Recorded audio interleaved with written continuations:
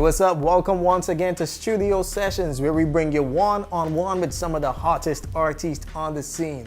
On today's episode, we have Barbadian reggae artist Tabitha. Tabitha is a super talented, multicultural Barbadian reggae pop artist with a very unique story to tell, even going back to her childhood, having grown up with a Rastafarian German mother and a West Indian father.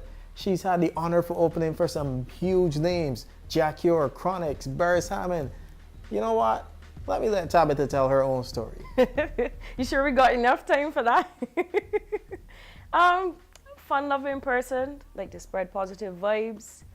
Just a cool, bubbly individual all around. That's it, really. I was 13 and I went to Germany for Reggae Summer Jam. And I remember I was in the front row and Beanie Man was on stage.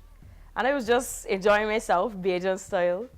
And he started to do this song that he does with Maya, the remix, Girls Them Sugar remix.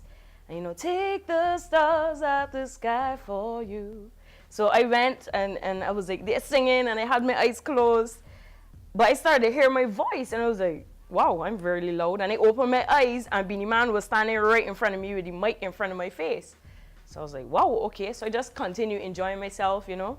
And then he goes back on stage and I was like, oh, that was so cool. And then he tells the bouncers, bring her on stage. I was like, me? He's like, yeah, you, come. So I was like, okay. And my mom, being the biggest supporter ever, my biggest fan, had her hands up under my butt and like threw me over the fence one time. And then the bouncers lifted me on stage. And he was like, you know this part? I was like, yeah. He was like, you ready? I said, ready, ready. And I don't even know, it was like an out-of-body experience for me. But then I went on stage and I recall standing in front of 35,000 people singing my part. Then I was standing like next to him as he was doing his. And I had my hands in the air. I was just clapping because I was super nervous. This is the first time I've ever been in front of a crowd that big, like 35,000 people plus. Wow. So I was like clapping my hands. And then everybody started to clap their hands with me. I was like, nah, that's not with me, right? And I started to move to the side. And everybody started to do the same thing. I was like, yo, I want to replicate this every single time. And from today, I want to do music. I love this feeling, like the energy from the people. That's what it's all about, really, you know. The energy and the vibe and being able to command people in a way where they all move with you. And it showed me, you know, the power of music and the influence music can have on people and their vibes and just everything, you know. It's just a whole movement in itself. So I was like, yeah, I'm going to do this again. I think being an artist is one thing, but being an artist with a purpose is something totally different. And the thing that resonated with me the most is wanting to make a change in the world and make my space brighter and the world brighter in general. And I figure I can do that through music. Now, I'm not bashing soca or anything, but I find that messages or great music, the music I was listening to at that point in time was reggae music. And that's where I heard most of the messages and most of the uplifting, you know, messages in music. I was hearing it coming from reggae more so than other genres, so to speak, you know. And I was exposed to reggae from a very early age because of my mom. Because my mom is a reggae-loving, I don't want to call her a hippie, but she came from Germany, you know, so she's German. So imagine this white Rasta lady who just has a love, like passionate, super passionate about reggae music in general. So she got like all kind of records and stuff. So I grew up like listening to these records. You know, you got like Muta Baruka and Bob Marley, Dennis Brown, all of these different names, you know, Twinkle Brothers. Say that you're the come away. Jeez, look, big tune after big tune. My mother used to fling down in our house and I say, you know what? I love reggae music and what it stands for and what it represents. So I was like, yeah, that's where I felt most comfortable because that's where it came from. Rastafarian background, Rastafarian parents, listening to reggae music. But don't get me wrong, I was exposed to all different genres as well. But that's the one that I stuck with the most. So that's why I decided to go in that route. I also did social commentary, and funny enough, I feel comfortable there as well. So I think I said all of that to say my purpose for music is having a message. I've chosen reggae as the vessel in which I will transport or export that message, but it doesn't stop there because I do social commentary as well, which can come in any form, really. So reggae is the love at heart. That's where I feel most normal and natural doing reggae music. So won't you take me to the place called paradise? That's where I wanna be. Where minds and souls are free. Can't you see? Wanna be free like birds flying through the sky. Our problems way so high. Singing melodies for you and for me, yeah.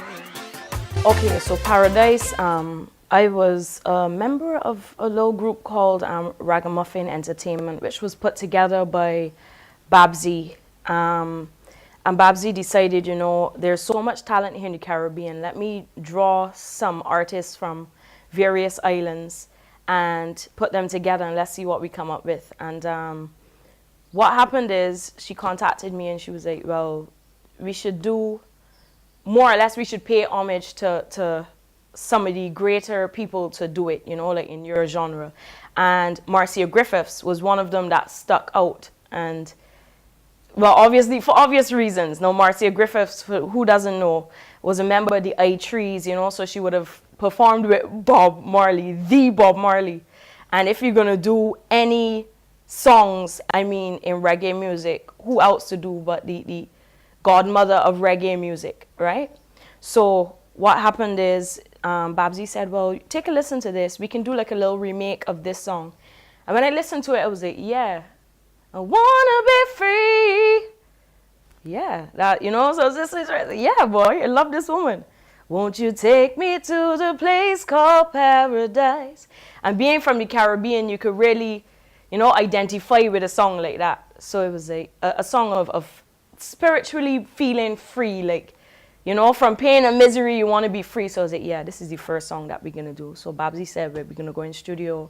And so B Rocker would have produced the remake to that. So I went in, laid down the vocals, and then when I heard it, it was like, yeah, this is an amazing song. And then funny enough, there was Rico vibes from, I can't remember, I think he's from Atlanta. But he has a radio show. And he played the song while interviewing Marcia Griffiths. And there's actually a clip on YouTube with him interviewing her, and he was like, well, there's an artist from Barbados named Tabitha. And I was like, oh my God, he called my name. And this is Marcia Griffith he's interviewing. So I'm like, yeah, boy. And then so he said, I want you to hear this song, and then you let me know what you think. And then I heard, I wanna be free. I was like, that's my voice. That's me. Like me doing her song. And she's just listening to it and she's vibing with it. Oh. So he was like, so when he stopped the song, he said, so what do you think? She was like, wow. But this is the song that she sent me. I wanna be free. I got to be free from pain and misery. Absolutely. And this sounds like a #1 song. Exactly. It is a beautiful from the song. moment it started, Yes. it catches you, it grabs you. Yes. And she sounds very positive. Very, very positive Yes. lady. And she's new to the business. Very, very new to the business. Well, I wish her all the best. Absolutely. I know she's going places. Now, before you I could not believe, like, that was the pinnacle so far in my career, no lie. Having Marcia Griffiths give me the stamp of approval there and then. I love how she do this. She's going places. Marcia Griffiths, big up yourself, for real. So that was how that whole thing came about. From being on stage with the king of dancehall at a very young age to being endorsed by a living reggae legend. Yo, she was definitely destined to be in music, and she's definitely destined to do big things. The story's not over yet though. Keep it locked to Studio Sessions. We continue to talk with Tabitha in a few. Don't move. I got to be free. Cue them all. Let's get it. Yeah.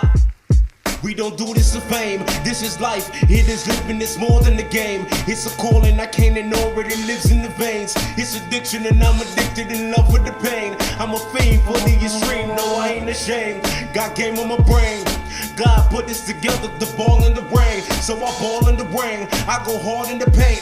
Vivid picture perfect. Picasso ain't painting the same. Yes, indeed.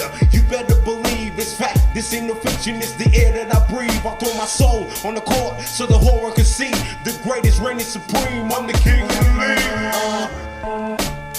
Cue them up. King of the league. Better believe it. Let's get it. Get it. Get it. Get it. I'm the king of the league. King of the league.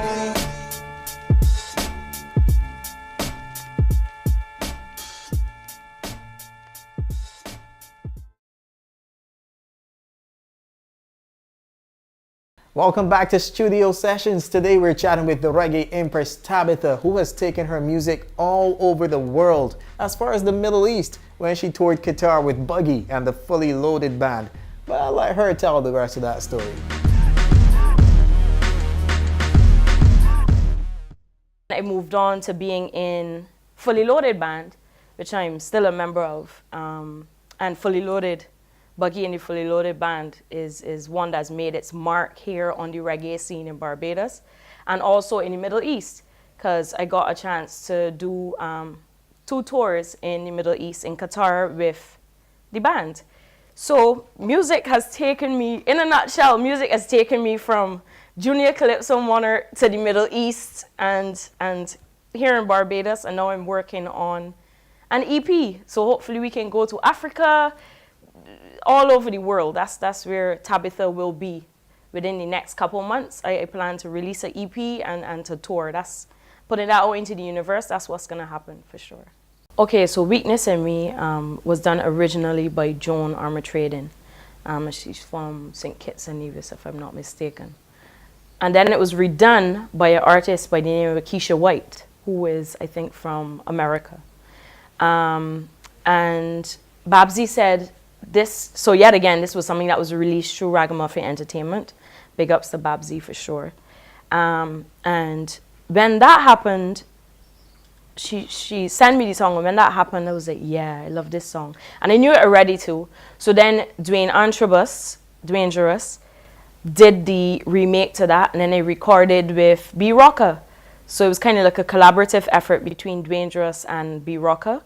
And then the outcome, the baby Weakness in Me, was big. And then I started to get calls from all over, like, oh, I'm in a supermarket here in Canada and I'm hearing Weakness in Me. I'm like, wow, you know. So there again, it tells you music and the vessel it can be, you know, regarding like the different messages and what you send out into the universe can really be accepted by all, you know. So that's why I love music, being my #1 vessel of speaking to people, sort of, you know, so to speak.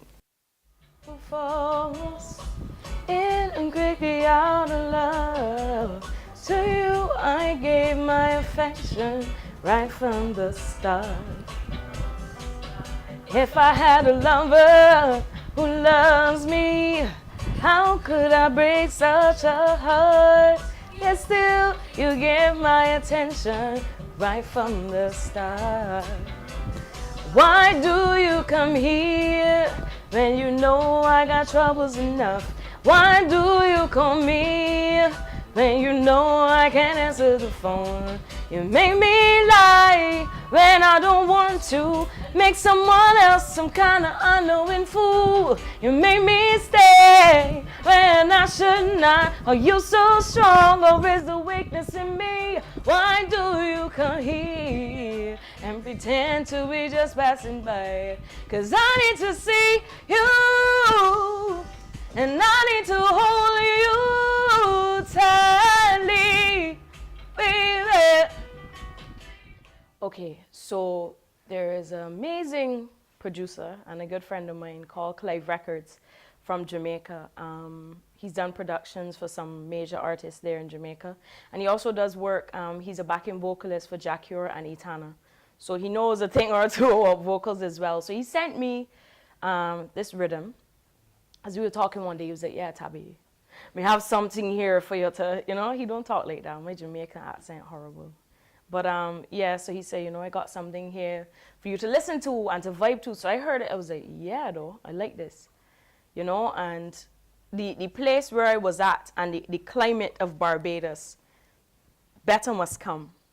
What was happening and what is happening here is the song is a product of what I was around and what was happening.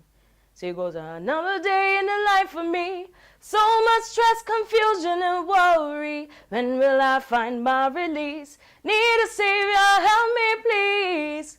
Right?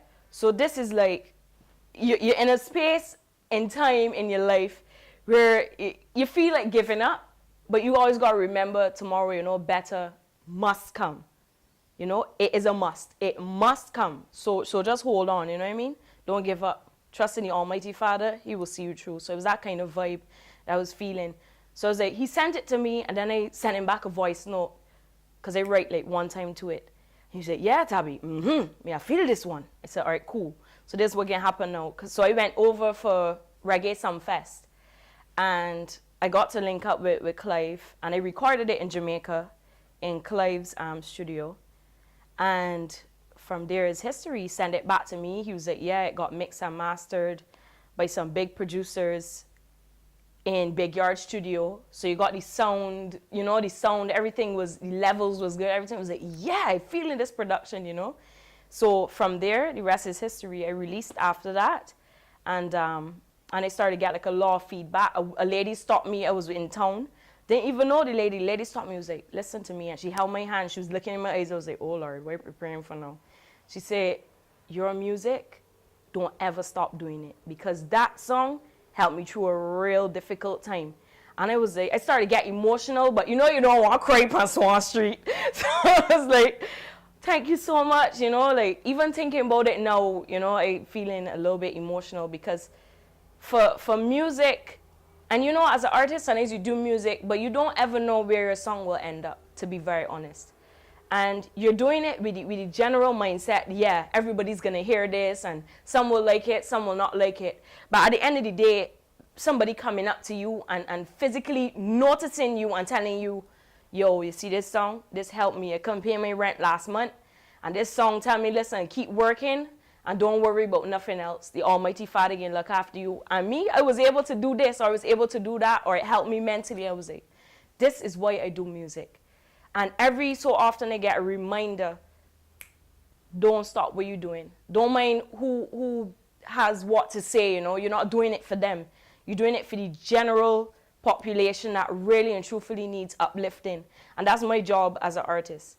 People say, oh, it's not the artist's job to do this or do that. I took it upon myself to make spreading positivity through my lyrics my job. That's my job as an artist. And that's the role I take. I'm not saying it should be that way for other artists, but that's what it is for me. And I know it's a big task to take on, given the climate and how everything is happening right now. But if I could make this space brighter, and Raj Paul told me this one day, we were having a conversation, and Raj Paul, a local designer here in Barbados,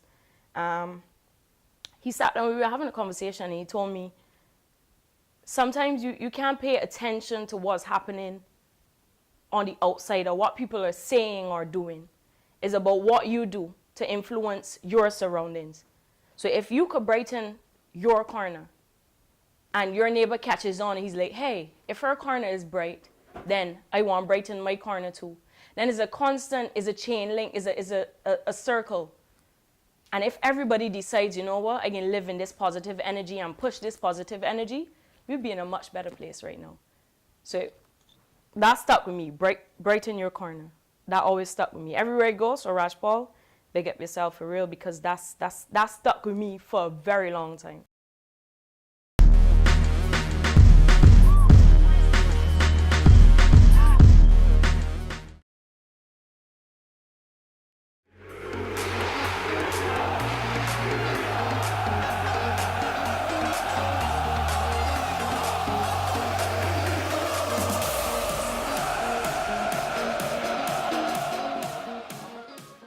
New year, new season, new league, new shows.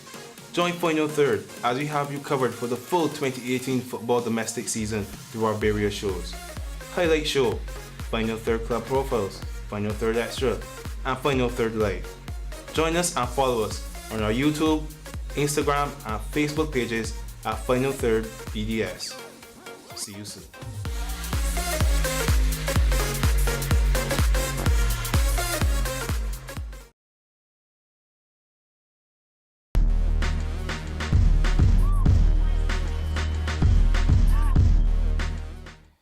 Right now, how my playlist is, right?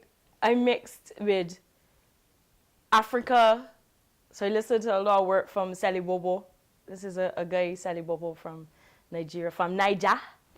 And I listen to, hey, Major Lazer, everything that them men touch, gold.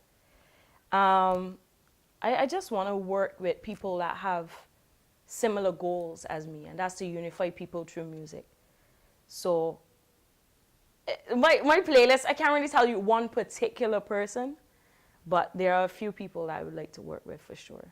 And whoever work here with DJ Khaled, Rihanna, them team, let me tell you, say the thing's shot.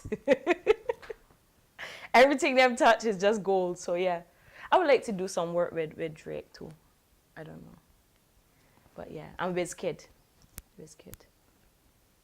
Yeah.